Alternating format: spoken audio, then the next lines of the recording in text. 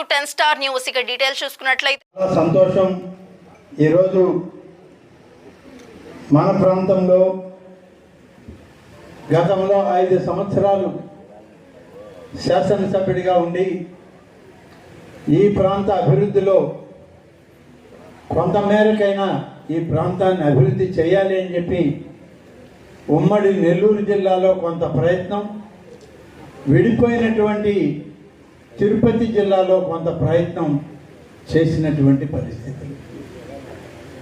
5 సంవత్సరాల కాలం ఏ ప్రాంతం ఏ జిల్లాలో ఉందో తెలుసుకోవడానికి కొంత సమయం, ఏ ప్రాంతానికి ఏమి అవసరమవుతుంది, ఎవరు ఎక్కడ పనిచేయాలి అనేటువంటిది కొంత ఆలోచన సందిగ్ధంలోనే గడిచిన 5 సంవత్సరాల కాలం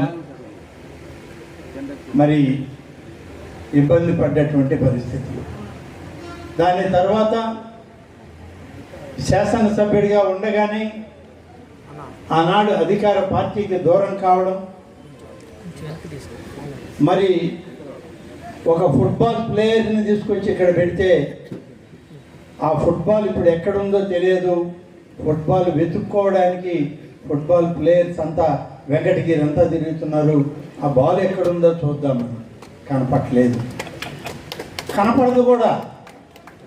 ఎప్పుడైనా కనపడితే మళ్ళీ నేనే కనపడాలా, లేదంటే రామకృష్ణ కనపడాలి. ఇప్పుడు ఆ బాల్ అన్నీ లేవు. కాబట్టి ఇలాంటి వాతావరణంలో గడిచిన 5 సంవత్సరాలకి అభివృద్ధికి దూరమైంది వెంకటగిరి నియోజకవర్గం అని చెప్పి చెప్పక తప్పదు. అనేక ప్రయత్నాలు చేశాం.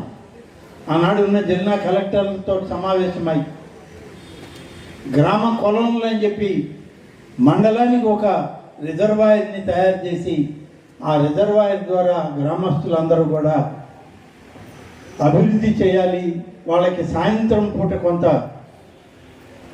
సమయం వాళ్ళు ప్రకృతిలో ఆనందంగా ఉండాలి అనేటువంటి దానిలో కొన్ని ప్రయత్నాలు చేశాం. అది అలా నిలిచిపోయినాయి మధ్యలో. అలాగే వెంకటగిరి మున్సిపాలిటీకి పార్కులు రావాలని ఇప్పుడు రామకృష్ణ గారు అన్నారు. పార్కులు రావడానికి నిధులు మున్సిపాలిటీలో తక్కువైతే మనకు తెలిసినటువంటి పార్లమెంటు సభ్యులు, రాజ్యసభలో ఉన్నవాళ్ళు, లోక్సభలో ఉన్న సభ్యుల్ని 5 సభ్యులను అడిగి దాదాపు 2 కోట్ల రూపాయలు తీసుకొచ్చి ప్రణాళిక తయారు చేసి శంకుస్థాపన చేసి పనులు మొదలుపెట్టే సమయానికి ఆ పార్కుల్ని జరగనీయకుండా చేస్తే పార్లమెంటు సభ్యులుగా డబ్బు ఇచ్చినటువంటి వాళ్ళు, మీకు అభివృద్ధి లేనప్పుడు మా డబ్బు మాకు తిరిగి ఇచ్చేయండి, మా నియోజకవర్గాల్లో మేము ఖర్చు పెట్టుకుంటామని ఒక్కొక్క పార్లమెంటు సభ్యులు 25 లక్షలు వాళ్ళ ఎంపీ ల్యాడ్స్ నుంచి ఇస్తే ఆ డబ్బు కూడా వెనక్కి వెళ్ళిపోయింది. ఇలాంటి దయనీయమైన పరిస్థితులు వెంకటగిరిలో. అభివృద్ధికి నిరంతరం ఏదో ఒక మోకాల అడ్డు, ఒక అడ్డుగోడ, వీటితోనే సమస్యలకు పరిష్కారం లేకుండా పోయింది. తర్వాత అనేక సందర్భాల్లో చూసాం, అభివృద్ధి చేయడానికి ప్రయత్నం జరిగి సోమశిల తెలుగు గంగ కాలువల ద్వారా సాగునీరు తెచ్చి రైతాంగానికి నీళ్ళు ఇవ్వడానికి ప్రయత్నం చేసి దిగువ భాగంలో ఉన్నటువంటి రైతాంగానికి అంతా చెరువులకి నీళ్ళు ఇచ్చి ఆ నీటి ద్వారా ప్రతి సంవత్సరం పంటలు పండించుకునే విధంగా పని చేయడం జరిగింది. పై పక్కన ఉన్నటువంటి కొండ కింద పల్లెలకి నీళ్ళు ఇవ్వాలి అనే దాంతోనే సోమశిల స్వర్ణముఖి లింక్ కాలువని ఏర్పాటు చేశాం. అన్నాడు ప్రయత్నం చేశాం, ప్రభుత్వాలు మారాయి, తర్వాత అది వెనకబడింది. సోమశిల నుంచి ఒక ప్రత్యేక కాలువను తీసుకొచ్చి ఈ స్వర్ణముఖితో లింక్ చేసి అక్కడ నుంచి తిరుపతికి కూడా త్రాగునీరు ఇచ్చేటువంటి బృహత్తర పథకాన్ని తయారు చేసి మొదలుపెట్టడం జరిగింది. మేర్లపాక రిజర్వాయర్లను కట్టడానికి ప్రయత్నం చేశాం, కానీ పనుల్లో జాప్యం, సహకారం లేదు, అలా నడిచిపోయింది. తర్వాత దాన్ని మళ్ళీ మొదలుపెట్టే ప్రయత్నం చేస్తే సహకారం రాలేదు ఆ ప్రభుత్వంలో. మన కళ్ళ ముందే ఉంది దక్కిలి మండలంలో ఒక రిజర్వాయర్, బ్యాలెన్సింగ్ రిజర్వాయర్ రామకృష్ణ శంకుస్థాపన చేస్తే పని చేయడానికి నేను మొదలు పెడితే దాన్ని అడ్డుకున్నటువంటి పరిస్థితి, అది మొదలు కాకుండా నేను నిలిచిపోయాను. ఇవాళ మొదలు చేసి పెట్టాలి అంటే ఆనాడు 500 కోట్ల రూపాయలతో పూర్తయ్యే రిజర్వాయర్ ఇవాళ 1000 కోట్ల రూపాయలకు పైన ఖర్చు చేయాల్సిన దుస్థితి. నిధులు లేనటువంటి రాష్ట్రం మంది. నిధులు కావాలని అడిగితే ఇచ్చేటువంటి వాళ్ళు ఎక్కడున్నారని ఎత్తుక్కుంటున్నాం మనం. ఇవాళ గౌరవ ముఖ్యమంత్రి చంద్రబాబు నాయుడు గారు ముఖ్యమంత్రిగా నిరంతరం తను పడే తపన చూస్తే నిజంగా ఇటువంటి ముఖ్యమంత్రి మరొక రాష్ట్రానికి మరొక సందర్భంలో దొరుకుతారా అనే పరిస్థితి ఏర్పడింది. 11.5 లక్షల కోట్ల రూపాయల అప్పు 5 సంవత్సరాల్లో ఈ రాష్ట్రానికి ఏర్పడింది. ఇంత అప్పును తిరిగి కట్టాలి. కేవలం అప్పే కాదు, అప్పు తెచ్చినటువంటి వడ్డీ కూడా కట్టాలి. అవి కట్టాలనా లేకుంటే ఈ రాష్ట్రాన్ని అభివృద్ధి చేయాలన్నా, మన ప్రాంతాలు అభివృద్ధి చెందాలన్నా, ఇన్ని రకాలుగా ఇవాళ ఆలోచన చేస్తూ కేంద్ర ప్రభుత్వం ప్రధానమంత్రి శ్రీ నరేంద్ర మోడీ గారి సహకారంతో అక్కడ ఉన్నటువంటి సీతారామన్ గారి యొక్క సహచర్యంతో నిధులు తెచ్చి ఈ రాష్ట్రాన్ని అభివృద్ధి చేసే ఒక ప్రయత్నం జరుగుతూ ఉంది. ఈ రాష్ట్రంలో తిరిగి మళ్ళీ అన్ని పట్టాలు ఎక్కించాలని ఒక ప్రయత్నం. దాదాపుగా 6 మాసాలు అవుతుంది ఈ ప్రభుత్వం వచ్చి. మీరు అడగవచ్చు, ఏం చేశారయ్యా ఈ 6 మాసాల్లో? 6 మాసాల్లో చేసేటువంటి ప్రయత్నం అసలు ఎక్కడ ఏముంది ఏమి లేదు అని తెలుసుకోవడానికే 6 మాసాలు కూడా పడుతుంది, ఇంకా ఎక్కువ కూడా పట్టే పరిస్థితి. 11.5 లక్షల కోట్ల అప్పు ఉంది ఈ రాష్ట్రంలో. 5 సంవత్సరాల్లో గత ప్రభుత్వం చేసినటువంటి ఒక దుర్మార్గపు పరిపాలన ఆ విధంగా ఈ రాష్ట్రాన్ని ఒక పక్కకి తీసుకెళ్ళిపోయింది. చెప్పుకుంటే తీరేది కాదు. కానీ ఇవాళ అట్లనే అభివృద్ధికి వెనకడుగు వేయడం లేదు. అన్నీ చేయాలనే తపన ఉంది ఈ ప్రభుత్వాన్ని. చెప్పిన ప్రతి ఒక్కటి నెరవేర్చుకునేటువంటి ఆలోచనలు చేస్తూ ఉన్నాం. ఒక్క పంచాయతీ రాజులో ఇక్కడ ఉన్నటువంటి సర్పంచులు ఉన్నారు, ఎంపీటీసీ సభ్యులు ఉన్నారు. మీ డబ్బు కూడా దారి మళ్లించిన పరిస్థితులు గత ప్రభుత్వంలో ఉన్నాయా లేవా ఒక్కసారి మీరు ఆలోచించాలి. మీకు ప్రభుత్వం ఇస్తే 15వ ఆర్థిక సంఘం, 14వ ఆర్థిక సంఘం జనరల్ ఫండ్స్లో మీకు డబ్బు వస్తే కరెంటు బకాయిలు కట్టాలని విజయవాడలో ఉన్నటువంటి ప్రభుత్వం అక్కడనే తీసేసుకుంది, కానీ మీ దాకా డబ్బు రానివ్వలేదు. మీరు వచ్చినటువంటి 3 సంవత్సరాల్లో 2 సంవత్సరాల్లో మీ డబ్బే ఈ రాష్ట్ర ప్రభుత్వం వాడుకుంది, కానీ మీరు మీ ఊర్లో తట్టడు మట్టి వేయాలన్నా, ఒక కొళాయి రిపేర్ చేయాలన్నా, ఒక పంపు సెట్ మళ్ళీ మీకు మెకానిక్ని పిలవాలన్నా, ఒక మోటార్ చెడిపోతే రీవైండింగ్ చేయాలన్నా మీ దగ్గర నిధులు లేవు. మండలం కూడా అదే పరిస్థితిలో ఉన్నది. ఇన్ని రకాలుగా ఉన్న దాన్ని ఇవాళ అధ్యయనం చేసి కేంద్ర ప్రభుత్వం నుంచి వచ్చేటువంటి ప్రతి పైసా గ్రామ సర్పంచులకే చెందాలి, ఎంపీటీసీలకి ఎంపీపీలకే చెందాలి అని చెప్పి ఇవాళ మన ప్రభుత్వం తిరిగి మీ అకౌంట్లలో డబ్బులు జమ చేస్తున్న విషయాన్ని గమనించండి అని చెప్పి నేను గ్రామ సర్పంచుల్ని ఎంపీటీసీలని అందరినీ కోరుతా ఉన్నాను. ఇప్పటికే దాదాపుగా 1200 కోట్ల రూపాయలు ఈ 6 మాసాల్లోనే మీ డబ్బు ఈ రాష్ట్రంలో ఉన్న అన్ని పంచాయతీలకి, మండలాలకు, జడ్పీటీసీలకి డబ్బులు పంపిణీ చేస్తున్నాం. ఆ డబ్బుతోనే ఇవాళ మీరు ఏదైనా పని చేయొచ్చు. నేను మొన్న మీ జిల్లా పరిషత్ సమాచారంలో కూడా చెప్పాను. మీ తనుజారెడ్డి గారు ఉన్నారు, ఆ రోజు కూడా చెప్పిన మా వైస్ చైర్పర్సన్ జడ్పీటీసీ ఆమె కూడా ఉంది. మీరు ఎక్కడనో ఆలోచన చేయొద్దు. నిధులు ఈ ప్రభుత్వం, మీ డబ్బు మీది. స్థానిక సమస్యలకు వచ్చిన డబ్బు మీకే ఇస్తాం. మీరే అభివృద్ధి చేయండి, మీరే ఖర్చు పెట్టండి. గత ప్రభుత్వం చేసిన మాదిరిగా ఇవాళ మన ముఖ్యమంత్రి చేసేటువంటి పరిస్థితి లేదు. ఆలోచన కలిగిన ముఖ్యమంత్రి, పని చేయాలనే తపన ఉన్నటువంటి ఉప ముఖ్యమంత్రి పవన్ కళ్యాణ్ గారు ఇవాళ మన రాష్ట్రంలో మనకు ఉన్నారు. కాబట్టి వచ్చేటువంటి మీ అకౌంట్లకు వచ్చే డబ్బు మీ గ్రామాల్లో ఏం అభివృద్ధి చేయాలో స్థానిక శాసనసభ్యులతో కూడా కలిసి మాట్లాడుకొని అందరూ ఒక్కటే పని చేయండి అని చెప్పి నేను చెప్పడం జరిగింది. మళ్ళీ చెబుతున్నాను మీకు, ప్రభుత్వం ఇవాళ చంద్రబాబు నాయుడు గారి నాయకత్వంలో ఉప ముఖ్యమంత్రిగా పవన్ కళ్యాణ్ గారి సాహచర్యంతో కేంద్రంలో ఉన్నటువంటి ప్రధానమంత్రి గారి ఆశీస్సులతో ఆంధ్రప్రదేశ్లో ప్రభుత్వం నడుస్తూ ఉంది. ఎక్కడ కూడా తప్పు జరగనివ్వరు, జరగదు కూడా.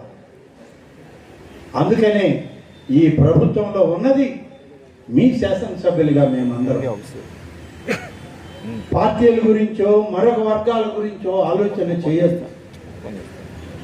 అందరూ ఏకం కండి. వెంకటగిరి నియోజకవర్గంలో ఉన్నటువంటి ప్రతి ఒక్కరికి నేను నివేదించేది ఇదే. మొన్న జడ్పీలో చెప్పా, ఇవాళ కూడా చెప్తున్నా, అందరూ సహకరించండి. మీ ఎమ్మెల్యేకి సహకరించండి, ఎమ్మెల్యేతో కలిసి పనిచేయండి. ఇంకా నిధులు కావాలంటే రాష్ట్ర ప్రభుత్వం నుంచి నిధులు తెచ్చుకోవడానికి ఎమ్మెల్యే గారి కృషి చాలా అవసరం ఇక్కడ అని చెప్పి మీకు మనవి చేస్తున్నాం. మీ డబ్బు స్థానిక సంస్థల డబ్బు మీకు ఇచ్చినా వాటి మీద అజమాయిషి రాష్ట్ర ప్రభుత్వం ఉంటుందే తప్ప, కేంద్ర ఆడిట్ విభాగాలు ఉంటాయే తప్ప ఎవరికి వాళ్ళు వాటిని ఖర్చు చేయడానికి లేదు. అన్నీ కూడా మనం జాగ్రత్తగా చేసుకోగలిగితే మన ప్రాంతాన్ని ఈ 1.5 సంవత్సరంలో తిరిగి మీ గ్రామాలను, మీ మండలాల్ని అభివృద్ధి చేసుకునే అవసరం ఉంటుంది, అవకాశం వస్తుంది. తప్పనిసరిగా శాసనసభ్యులతో కలిసి మీరందరూ పనిచేయండి అని చెప్పి నేను మీ అందరికీ మనవి చేస్తున్నాను. ఇవాళ మీరందరూ అడుగుతున్నారు, మేము వచ్చేటప్పటికి రోడ్లు ఎలా ఉన్నాయో మీకు తెలుసు. నేను చాలా వరకు కొన్ని రోడ్లు వేశాను. వెంకటగిరి, బాలాయపల్లి, చెన్నూరు రోడ్డును మంజూరు చేసి నిధులు ఇచ్చి పని ప్రారంభించి పోతే ఎక్కడ గోతులు అక్కడే. దాన్ని తాకిన పాపాన పోలేదు అన్నాడు. కానీ ఇవాళ రోడ్డు వేస్తూ ఉన్నారు కాంట్రాక్టర్లు వచ్చి, పని జరుగుతూ ఉంది. అదేవిధంగా ఈ నియోజకవర్గం నుంచే దేగపూడి నుంచి సైదాపురం వరకు కలిచేటి రోడ్డు, దానికి నిధులు తీసుకొచ్చి ఇచ్చి పనులు మొదలు పెడితే మళ్ళీ దాన్ని కూడా మానేశారు, అప్పుడు చేయలేదు. ఇప్పుడు పని మొదలు పెట్టారు, కాంట్రాక్టర్లు పని చేస్తూ ఉన్నారు. నేను మీ అందరికీ ఒకటే మనవి చేస్తున్నా, మార్చి చివరిలోగా ఏ నియోజకవర్గంలో అయినా, ఏ మండలంలో అయినా R&B రోడ్లలో గోతులు ఉంటే గోతులు లేనటువంటి రహదారులను నిర్మాణం చేయాలన్నదే ఈ ప్రభుత్వం యొక్క సంకల్పం. చిన్న గొయ్యి కూడా లేకుండా ముందు అన్నీ కూడా ప్యాచ్ వర్క్ చేసి గోతులు లేకుండా మంచి తారు రోడ్లతో, తారు మెటల్ తోటి అవన్నీ కూడా పూడ్చి మంచి రోడ్డు సౌకర్యం ఏర్పాటు చేస్తాం. నేను ఇవాళే నాకు సమాచారం వచ్చింది, పంచాయతీరాజ్ అధికారులు ఉన్నారనుకుంటాను ఇక్కడ, పంచాయతీరాజ్ ఎస్సీ గారు కూడా ఉన్నారు. పంచాయతీరాజ్ డిపార్ట్మెంట్ నుంచి వాళ్ళకు కూడా ఆదేశాలు వచ్చాయి. ఒక్క R&B రోడ్లే కాదు, గోతులు లేనటువంటి రోడ్లుగా ఉండాల్సింది పంచాయతీరాజ్ రోడ్లు కూడా. తారు రోడ్లు ఎక్కడ ఉన్నా సరే వాటిని కానీ గోతులు పడి ఉన్నా, ఆ దెబ్బతిని ఉన్న ఆ రోడ్లు కూడా ఇవాళ గోతులు లేని రహదారులు చేయండి అని చెప్పి వారికి కూడా ఆదేశాలు వచ్చాయి.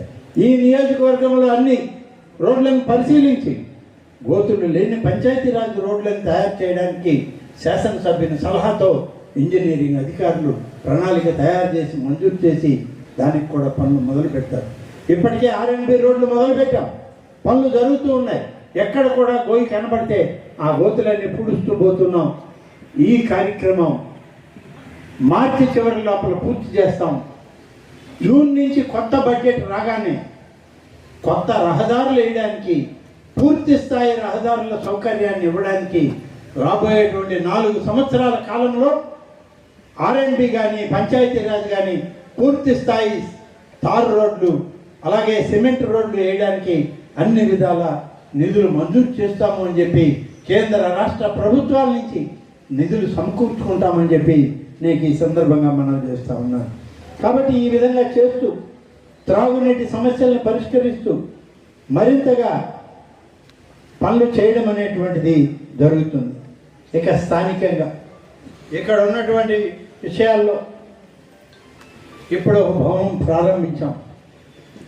మంచి అందమైన భవనం, ఇంత మంచి భవనం 1,60,00,000 రూపాయల వేళ ఎస్టిమేట్ వేసాం. మామూలుగా ₹1,00,00,000 మాత్రమే ఆ రోజు మండల బిల్డింగులకి ఇచ్చేది. ఇవాళ 1,60,00,000 అయింది. నిధులు జిల్లా పరిషత్ నుంచి సగం శాతం, మండలం నుంచి 37.5%, ₹1,00,00,000 జిల్లా పరిషత్ ఇస్తే 60 లక్షలు మండల పరిషత్ నుంచి ఇవ్వాలని చెప్పి ₹1,60,00,000 రోడ్లు ఈ భవనాన్ని చేశాం. చేసేటప్పుడు కూడా చెప్పాం, ఈ భవనం కట్టడానికి నేను సైట్ సెలక్షన్కి రమ్మంటే వచ్చాను. ఏ ఆఫీసరు నాకు సహకరించలా. ఈ బిల్డింగుల్లో ఉన్న చుట్టూ ఉన్న ఆఫీసర్లు అందరూ ఇక్కడే ఉంటారు. బహుశా ఒక్క ఆఫీసర్ కూడా నాకు సహకరించలేదు. ఇక్కడ బిల్డింగ్ కట్టాలంటే ఒక ఆయన వస్తాడు, ఇది ఉమెన్ అండ్ చైల్డ్ వెల్ఫేర్ అన్నాడు. ఇంకొక ఆయన వస్తాడు, ఇది అనాథలకు కట్టింది అన్నాడు. ఇంకొక ఆయన వచ్చాడు, ఇది ఐవార్లకి రెస్ట్ తీసుకోవడానికి కట్టిన బిల్డింగ్ అన్నాడు. ఈ రెస్టులు అరెస్టులు అన్నీ పక్కన పెట్టి బిల్డింగ్ పట్టండి, ఎవరు అడ్డం వస్తారో చూస్తానని ఉన్న బిల్డింగ్ని పగలు కొడితే ఇప్పుడు ఇంత సుందరమైన భవనం వచ్చింది. వీడు చెప్పినట్టే మనం కూడా వింటే భవనాలు రావు, కట్టలేము. కార్యాలయం రావాలి. ఏ అధికారి అయినా ఇవాళ వచ్చి మీ ఆఫీసు దగ్గరికి రావాలంటే మేము అది ఇది అంటే ఎక్కడ జరగదు. కాబట్టే ఇవాళ ఇంత మంచి భవనం వచ్చింది. ఒకరోజు నామినేషన్కి నేను కురుగొండ రామకృష్ణ ఇద్దరం పోటీ పడ్డాం. 2014లో నేను పోయి నామినేషన్ వేసి బయటకు వచ్చా. ఎందుకంటే నేనుంటే ఆయన రాలేడు లోపలికి. అది ఎంఆర్ఓ పరిస్థితి. ఆ బిల్డింగ్లో ఇంకో రెండో మనిషి పట్టే పరిస్థితి లేదు. నేను బయటకు వచ్చాక ఆయన పోయాడు నామినేషన్ ఎంచుకొని. కూర్చోడానికి కూడా స్థలం లేదు దాంట్లో, చుట్టూ ఫైల్సే. మాకు ఫైల్ కావాలని మధ్యలో అడిగితే దీన్ని ఎతకాలంటే ఒక 6 నెలలు పడుతుంది అన్నాడు ఎంఆర్ఓ. అప్పుడే ఎంఆర్ఓ ఆఫీసును మార్చాలని ఒక నిర్ణయానికి వచ్చా. నిధులు తెచ్చాం. నిధులు ఎక్కడి నుంచి? మన జిల్లా కలెక్టర్ల దగ్గర నుంచే పాపం. అప్పుడు తిరుపతి జిల్లా రాలా, నాకు నెల్లూరు జిల్లాలోనే ఉంది. కలెక్టర్ గారి మీద ఒత్తిడి పెట్టి డిఎంఎఫ్ నిధులు ఇవ్వండి, మా ఎంఆర్ఓ ఆఫీసు పడిపోతూ ఉంది, దానికి మీరు నిధులు ఇవ్వకుండా ఎక్కడెక్కడో మీరు నిధులు ఇస్తే ఒప్పుకొని నేను అంటే అప్పుడు ₹1,00,00,000 అవుద్దంటే ₹1,00,00,000 మంజూరు చేశారు. ఇప్పుడు కాంట్రాక్టర్లకు ఇచ్చాం. భవనం దాదాపుగా పూర్తి వచ్చింది. కొంత బిల్లే వచ్చింది, మిగిలిన బిల్లు రాలా. జేసీ గారితో ఇప్పుడే మాట్లాడాను. అవసరమైతే ఈ కలెక్టర్ ఆ కలెక్టర్ ఇద్దరితో మాట్లాడి బ్యాలెన్స్ రావాల్సిన నిధులు ఇప్పించే ప్రయత్నం చేసి ఇంకా ఒక 30-35 లక్షలు అయితే మన రెవెన్యూ కార్యాలయం పూర్తయితే రెవెన్యూ అధికారులు ఉంటారు, మాట్లాడతారు, చేస్తారు. అంత సమగ్రంగా ఆలోచన చేశాం కాబట్టి ఈ భవనాలు వెంకటగిరిలో వస్తున్నాయి. ఈ భవనాన్ని ఆ భవనం పూర్తి అయిపోగానే పడగొట్టేయమన్నారు నాతో. పడగొట్టేస్తే ఇదంతా ఖాళీ స్థలం వస్తుంది. మండల ఆఫీస్కి మా ఎంపీటీసీలు, మా సర్పంచులు అందరు కార్లలో వస్తారా? ఇప్పుడు నడిపించేవాళ్ళు ఎవరు లేరు. కాబట్టి కార్లు పెట్టుకోవడానికి ఉంటుంది. ఈ బిల్డింగ్ పగలగొట్టేయమన్నారు. బిల్డింగ్ పగలగొట్టడానికి ఆ కార్లు పెట్టుకోవడానికి ఆ వెనక స్థలం ఉందా, ఆడ వాడండి. ఈ బిల్డింగ్ రిపేర్ చేద్దాం. ఎప్పుడైనా సరే రెవెన్యూ, పంచాయతీరాజ్, ఎలక్షన్ ఆఫీసర్లు కాన్ఫరెన్స్ కావాలంటే ఈ బిల్డింగ్ పనికొస్తుంది అని చెప్పి దీనికి కూడా ఆ రోజే ఎస్టిమేట్ ఏమన్నాను. బహుశా ఎస్టిమేట్లు రెడీ కాలేదేమో, ఇప్పుడైనా ఎస్టిమేట్లు ఏమో నేను ఎమ్మెల్యే గారికి కూడా చెప్పాను. ఇది కానీ మనం కొద్ది మొత్తంతో రిపేర్ చేసి రెనోవేట్ చేస్తే ఈ బిల్డింగ్ పర్మనెంట్ కాన్ఫరెన్స్ హాల్ అవుద్ది. ఏ డిపార్ట్మెంట్ అధికారులు, జిల్లా అధికారులు వచ్చినా ఇక్కడ మరి కాన్ఫరెన్స్ చేసుకోవడానికి అవకాశం ఉంది. మండల పరిషత్ కంట్రోల్లో పెట్టండి. ఎంపీడీఓ బాధ్యతలు ఇవ్వండి. ఎవరంటే వాళ్ళు దాన్ని పాడు చేయడానికి లేదు. ఎప్పుడు ఏదున్నా సరే ఎంపీడీఓ దాన్ని మెయింటెనెన్స్ చూసుకోవాలని పెడితే తప్పనిసరిగా మండల పరిషత్కి 15th ఫైనాన్స్ వస్తుంది, రేపు 16th ఫైనాన్స్ వస్తుంది. ఏయో ఒక గ్రాంట్లలో రిపేర్ చేసుకుంటూ ఉంటారు వాళ్ళ పట్టుకొని. అంతేగాని ఎక్కడ బిల్డింగ్లు ఉంటే అక్కడ పగలకూడదాం, రిపేర్ చేయమని అంటే కుదిరేది కాదు. ఆ విధంగా మండల బిల్డింగులు లేకపోతే పడిపోయే పరిస్థితులు వస్తాయి. మాండలిక వ్యవస్థ వచ్చింది 1987. అవేళ నేను R&B శాఖ మంత్రిగా ఉన్నాను. తెలుగుదేశం ప్రభుత్వంలో స్వర్గీయ శ్రీ నందమూరి తారక రామారావు గారితో. అప్పుడే వచ్చింది మాండలిక వ్యవస్థ 1987. ప్రతి మండలానికి కూడా ఒక మండల బిల్డింగ్ శాంక్షన్ ఇచ్చాడు ఆయన, కట్టమన్నారు, కట్టారు. ఆ బిల్డింగులు తప్ప ఇప్పుడు మళ్ళీ కొత్త బిల్డింగులు ఏం కట్టలేదు. మధ్యలో దాదాపు 45 సంవత్సరాలు అయిపోయాయి. ఏ బిల్డింగ్ తాకినా పడిపోయే పరిస్థితికి వచ్చింది. బాలాయపల్లికి పోతే అక్కడ మండల ప్రెసిడెంట్ ఆయన రూమ్లో కూర్చోకుండా పక్క రూమ్లో కూర్చొని ఉన్నాడు. ఏమయ్యా అంటే అది పడిపోద్ది సార్, ఆ రూమ్లో మీరు వద్దు సార్, బయటికి రండి అన్నాడు. చెట్టు కింద జనరల్ బాడీ జరిపిన రోజులు ఉన్నాయి బాలాయపల్లిలో. అదేవిధంగా డక్కిలి, అదేవిధంగా సైదాపురం, అన్ని మండలాలకి ఆనాడు ఉన్నటువంటి కలెక్టర్ గారితో, జిల్లా పరిషత్ చైర్పర్సన్తో మాట్లాడి ఇదే మాదిరి 60%, 37% భాగస్వామ్యం పెట్టి 1,60,00,000తో ఒక్కొక్క బిల్డింగ్ మంజూరు చేసి టెండర్లు వేసి వాళ్ళకి అప్పచెప్పాను. కానీ ఇప్పుడే బాలాయపల్లి మండల ప్రెసిడెంట్ గారితో మాట్లాడా, కాంట్రాక్టర్ కార్తీక్ కూడా ఇక్కడే ఉంటే అతనితో కూడా మాట్లాడా. నిధులు కొరత లేదు, నువ్వు పని చేయి, నిధులు ఇప్పించే బాధ్యత నాదే అని చెప్పి నేను చెప్పడం జరిగింది. సైదాపురం దక్కిలి వాళ్ళు ఎవరు లేరు కాబట్టి నేను వాళ్ళతో మాట్లాడలేదు. రేపు ఒకరోజు అవసరమైతే ఎమ్మెల్యే గారితో కూర్చొని వాళ్ళతో కూడా మాట్లాడతాం.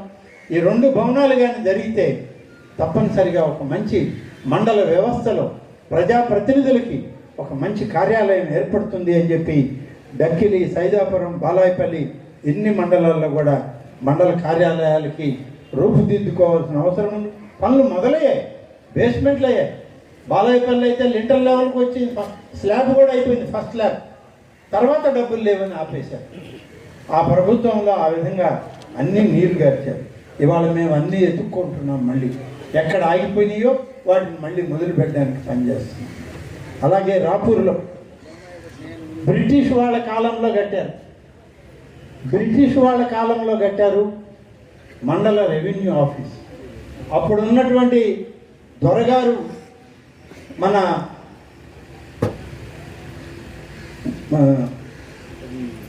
నుంచి రాజంపేటకి నడిచిపోతూ ఉంటే ఆయనకి ఎక్కడ ఉండాలో తెలియక ఒక బిల్డింగ్ కట్టాడు.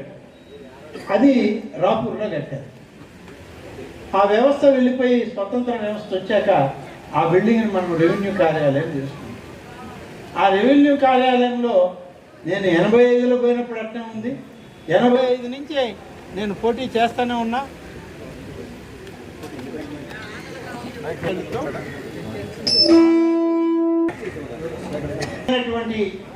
ఒక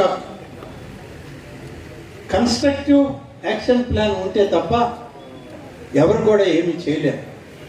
అందరం చేసామంటే తిరిగి చేసిన 45 సంవత్సరాలు రాపూరు ఆ ప్రాంతాల్లో ఉన్నాను కాబట్టి ఎక్కడ ఏ బిల్డింగ్ పడిపోద్ది, ఎక్కడ ఏ బిల్డింగ్ ఉందో చూసుకోగలిగింది. రామకృష్ణ గారు 3 దఫాలు ఎమ్మెల్యేగా ఉన్నారు, నేను ఒక దఫా. మొత్తం 20 సంవత్సరాలు ఈ ప్రాంతాన్ని అభివృద్ధి చేయాలి అనే దాంట్లో అందరం ఒకే సంకల్పంతో పనిచేసాం. ఇవాళ కూడా పనిచేస్తూ ఉన్నాం. తప్పనిసరిగా ఈ ప్రభుత్వంలో మన ప్రాంతాన్ని అభివృద్ధి చేయడానికి, నిధులు సమకూర్చుకోవడానికి ఇంకా కూడా పని చేస్తామని చెప్పి ఇవాళ రామకృష్ణ గారితో కలిసి ఆత్మకూరు, వెంకటగిరి ఈ ప్రాంతాలన్నింటిలో, ఆత్మకూరులో కూడా ఎందుకు చెప్పానంటే ఆయనకి ఎక్కువ ప్రాధాన్యత ఉంది ఆత్మకూరుతో కూడా. కాబట్టి ఇద్దరం ఈ 2 నియోజకవర్గాలను కలుపుకొని పూర్తి స్థాయిలో అభివృద్ధి చేయడానికి పని చేస్తాను అని చెప్పి తెలియజేస్తూ, ఇవాళ జిల్లాలో విడిపోయి నేను నెల్లూరు జిల్లా ఎమ్మెల్యే అయినా మంత్రిగా ఈ జిల్లాకు కూడా నాకు అధికారం ఉంది. ఈ రాష్ట్రానికి మంత్రిని కాబట్టి పైన వేడుకొండల స్వామి మంత్రిని నేనే, కిందున్న శివాలయానికి కాళహస్తికి నేనే, ఇవాళ అమ్మవారి బ్రహ్మోత్సవాలు జరుగుతుంది అక్కడ కూడా నేనే మంత్రిని. కాబట్టి ఎక్కడైనా ఆ దేవదేవుని యొక్క ఆలోచనతో, వారి ఆశీస్సులతో పనిచేసేటువంటి మంత్రిత్వం నాకు ఉంది. కాబట్టి తప్పనిసరిగా ఈ 2 జిల్లాల సమగ్ర అభివృద్ధికి రామకృష్ణ గారితో అనగానే సత్యప్రసాద్ గారితో కలిసి పనిచేస్తానని చెప్పి తెలియజేస్తూ సెలవు తీసుకుంటాను. జై హింద్.